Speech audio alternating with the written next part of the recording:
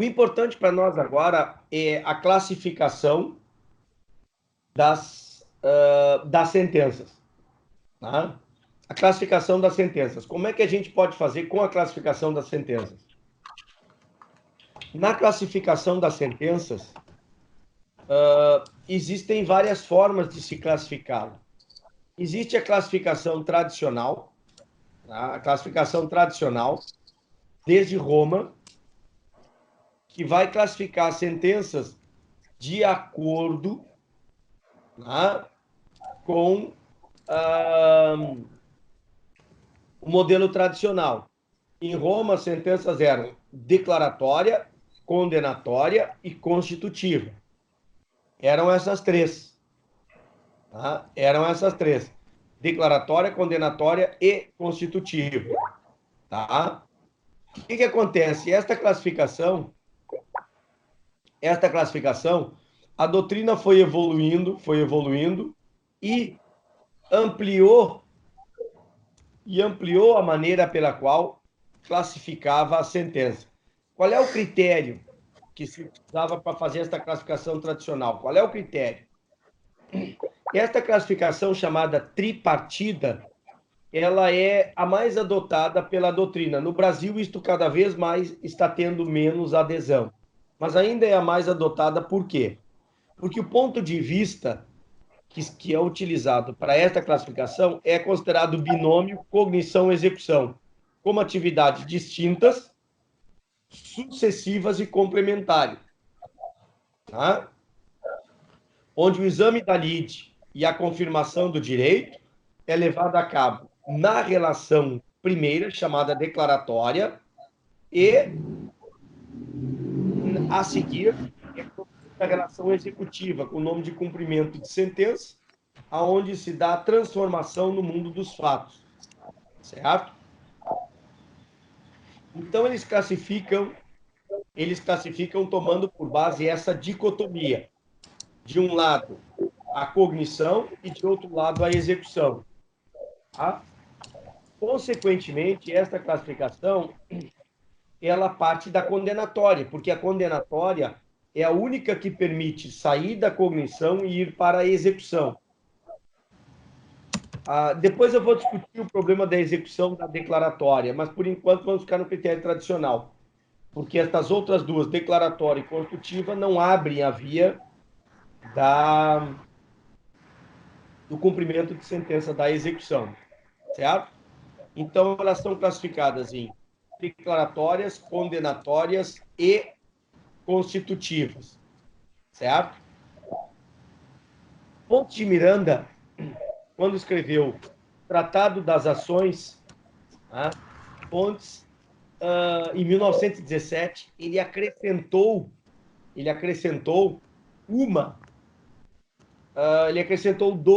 duas eficácias a mais. Ele acrescentou a eficácia executiva e a mandamental, a essas outras três. Tá? Então, o que acontece? Aí Pontes, ao acrescentar, passou a denominar de classificação quinária, declaratória, condenatória, constitutiva, executiva e mandamental. A executiva já existia embrionariamente, mas foi Pontes que deu a maior evolução para a executiva. A mandamental também já havia, através de uma obra que nós vamos olhar, de um autor alemão, tá?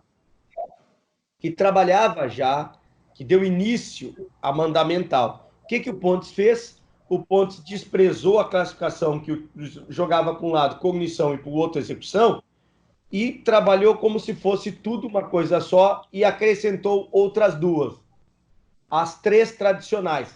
Então ficou classificação quinária, 5. E aí nós vimos na aula passada que ele utiliza o critério da eficácia preponderante para dar a nomenclatura em cada uma delas. Tá? E isso é muito importante. Porque quando Pontes introduz isto no Brasil, a doutrina brasileira, ela muito resistente, não adotou essas outras duas de plano. Não adotou. Estas outras duas foram adotadas há muito pouco tempo. Há muito pouco tempo. No Rio Grande do Sul, no Rio Grande do Sul, elas encontraram muito menos resistência. Por quê? Porque Galeno Lacerda e Ovídio Batista, no Rio Grande do Sul, são considerados pontianos, ou seja, adeptos das teorias de pontes. Não na literalidade, mas a ideia originária do ponte. Então, o Ovídio e o Galeno, que foram os autores que mais difundiram alunos no Rio Grande do Sul, desde a década de 70, 73, quando saiu o novo Código de Processo Civil, e mesmo um pouquinho antes, passaram a adotar pontes de Miranda. Então, logicamente, passaram a trabalhar com a classificação quinária. Então, nós no Rio Grande do Sul, há muito tempo, trabalhamos com a classificação quinária. Aí vocês vão perguntar o seguinte: bom, mas professor, por que a USP, São Paulo, nunca trabalhou com a classificação quinária? Por que não trabalhou? Por uma questão muito simples. Aqui tem um evento histórico que faz com que pontes não seja estudado nem aplicado na USP. Você sabe que para entrar na USP é muito complicado como professor, tem que fazer uma série de concursos e ainda assim é dificílimo, né? Porque existem alguns professores seguindo a carreira, é muito fechado. Pontes foi o único professor até hoje convidado para dar aula na USP, sem concurso, sem concurso. E Pontes tinha uma personalidade muito difícil. E Pontes não aceitou o convite para dar aula na USP. Isso foi uma ofensa muito grande para os professores da USP na época. Por esta razão, por incrível que pareça, eles boicotaram, não leram a obra de Pontes, não citaram a obra de Pontes. E isso é muito complicado. Para vocês terem uma ideia, o grau de resistência, quando um professor da USP, muito conhecido, né, chamado Rock, não, chamado... como é que é o nome dele, cara? É um japonês, Rocco Matsu é outro que escreveu, mas eu já, daqui a pouquinho já veio o nome dele, Kazuo Watanabe.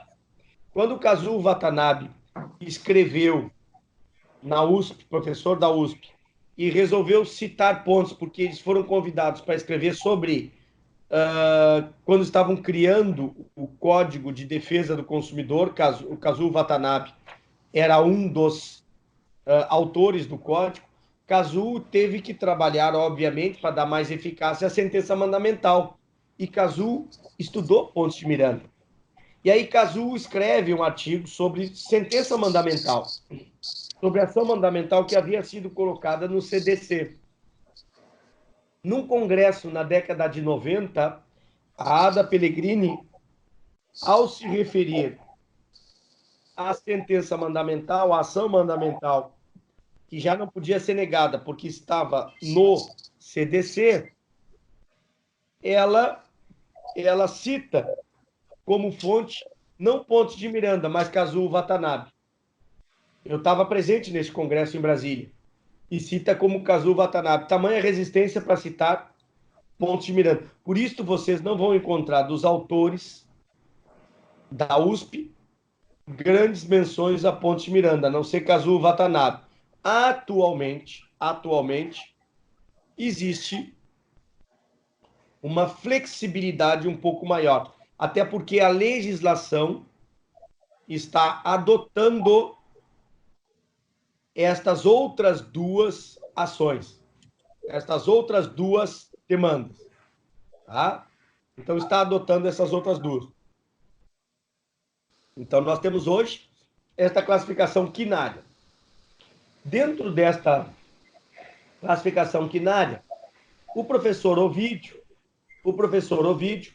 estudando, disse o seguinte: olha, se o critério tradicional separa a declaração, cognição de execução, e o Pontes despreza este critério e coloca 5 dentro do processo de conhecimento, o Ovídio vai dizer, isto não está correto.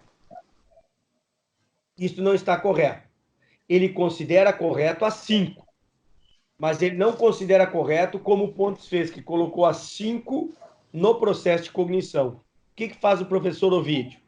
O professor Ovídio pega e coloca, mantém a classificação tradicional, declaratória, condenatória e constitutiva no processo de conhecimento. Tanto é verdade que, se vocês pegarem o curso de processo civil do professor Ovídio Batista, no volume 1, que ele trabalha processo de conhecimento, lá vocês vão encontrar declaratória, condenatória e constitutivo. E no volume 2, que ele trabalha processo de execução, ele desloca para o processo de execução a executiva e a mandamental. Por quê? Porque estas duas, elas têm em si execução, porque elas produzem alteração no mundo dos fatos. Razão pela qual o Ovídio, respeitando o critério tradicional de cognição e execução, diz, olha, no aspecto do processo cognitivo, de declaração, não pode haver cognição, então fica essas 3. Na execução, tem realização forçada, então ficam essas outras 2, passam para o processo de execução. Então, o processo de execução para o Ovídio é classificado em execução das obrigações, a executiva, que se trata das execuções reais, e a mandamental. A mandamental. Então, o Ovídio desloca, simplesmente adota o acréscimo do Pontes, mantém o critério da classificação tradicional e desloca para o processo de execução a executiva e a mandamental. Certo?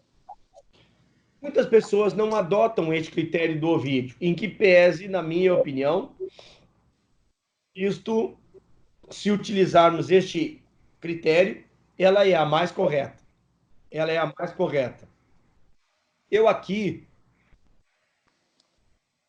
não vou dar muito o meu ponto de vista,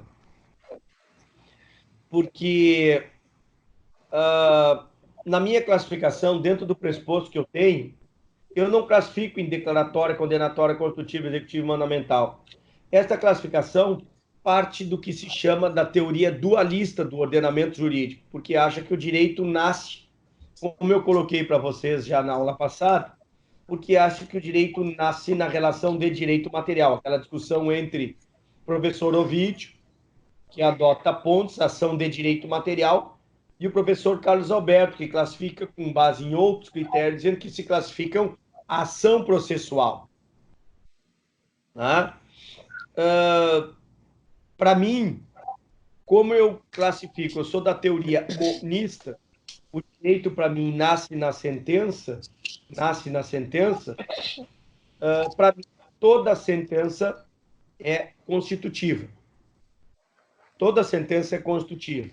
E, portanto, a eficácia declaratória, a eficácia mandamental, executiva e condenatória são espécies da constitutiva. A eficácia preponderante em todas vai ser constitutiva, na concepção que eu tenho.